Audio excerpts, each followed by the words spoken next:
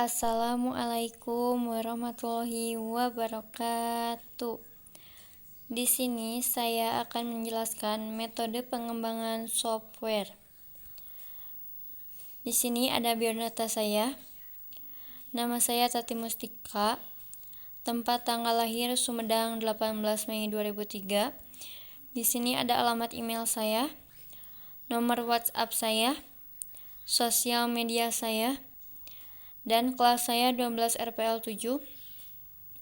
Dan yang terakhir tempat tinggal saya, Desa Cipanas, Kecamatan Tanjung Kerta, Kabupaten Sumedang. Materi yang akan kita bahas kali ini ada 6. Yang pertama, metode pengembangan perangkat lunak waterfall. Yang kedua, metode pengembangan perangkat lunak agile.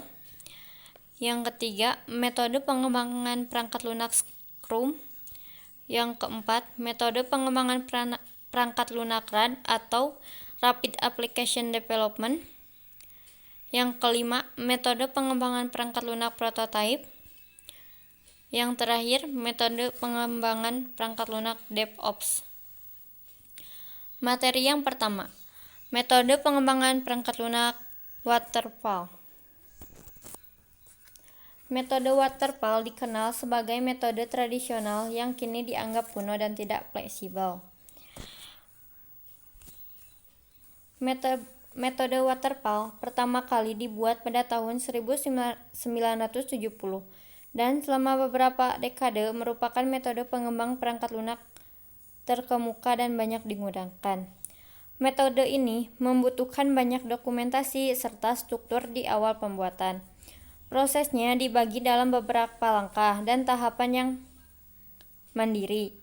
Tahap pertama merupakan tahap yang sangat penting, pemahaman penuh dari pengembang dan pengguna mengenai ruang lingkup dan tuntutan proyek sangat dibutuhkan sebelum memulai segala sesuatu.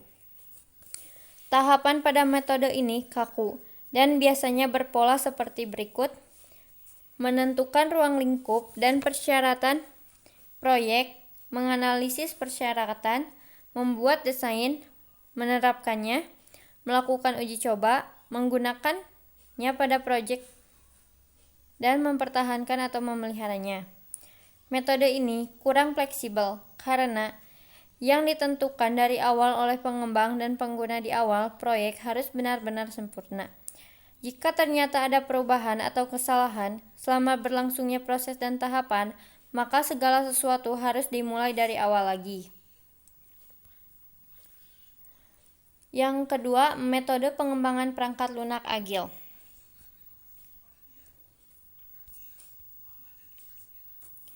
Metode ini dirancang untuk mengakomodasi perubahan serta menghasilkan perangkat lunak secara lebih aktif. Metode agile ditujukan untuk menangani munculnya berbagai variabel dan kekomplekan yang mungkin terjadi dalam pengembangan sebuah produk. Di sini ada gambaran metode Agni. Yang pertama, lebih menghargai hubungan dan interaksi antar pribadi, tidak hanya memperdulikan sarana atau tools. Yang kedua, menampilkan kerjasama dengan pengguna selama proses pengembangan berlangsung. Yang ketiga, memberi tanggapan terhadap munculnya perubahan, tidak hanya melalui mengikuti rencana yang sudah ditetapkan. Yang keempat, fokus untuk menampilkan perangkat lunak yang benar-benar berfungsi, bukan hanya sekedar mementingkan dokumentasi. Metode ketiga, metode pengembangan perangkat lunak Scrum.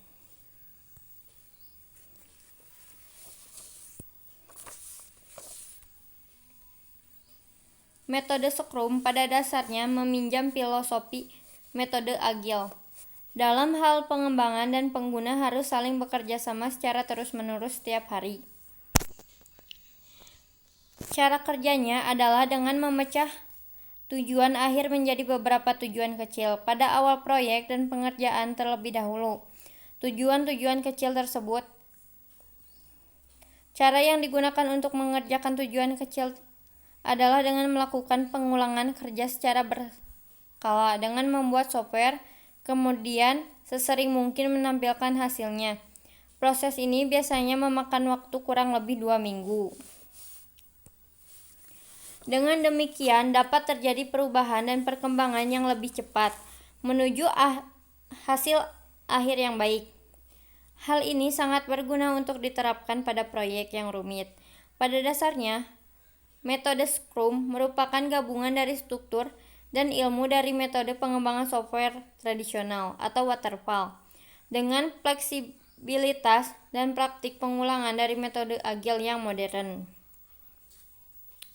Yang keempat, metode pengembangan perangkat lunak RAD atau Rapid Application Development. Metode RAD atau Rapid Application Development merupakan proses pengembangan yang ringkas untuk menghasilkan sistem dengan kualitas tinggi dengan biaya investasi yang rendah. Biasa pada metode ini dapat ditekan karena memiliki kemampuan untuk menyesuaikan diri dengan cepat.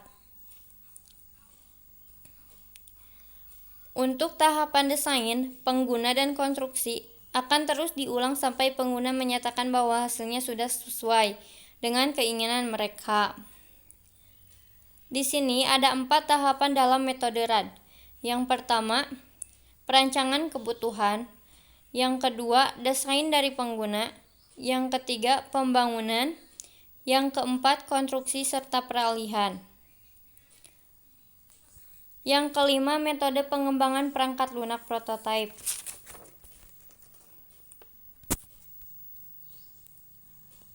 Merupakan metode yang memicu pengembang hanya membuat contoh resolusi guna secara resmi menunjukkan esensi fungsional produk kepada pengguna. Pengembangan akan melakukan berbagai perubahan yang diperlukan sesuai dengan permintaan pengguna. Setelah sampel di atas disepakati, pengembang baru akan membuat produk aslinya sebagai hasil akhir dari proyek. Metode prototype memiliki tendensi untuk dapat menyelesaikan beragam masalah yang terjadi di metode waterfall. Yang keenam, metode terakhir, yaitu metode pengembangan perangkat lunak DevOps.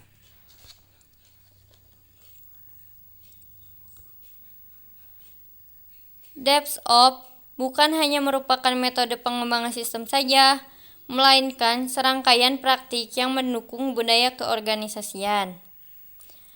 Metode ini berpusat pada perubahan yang meningkatkan kerjasama antar departemen yang bertanggung jawab terhadap segmen yang berbeda pada pengembangan siklus hidup organisasi.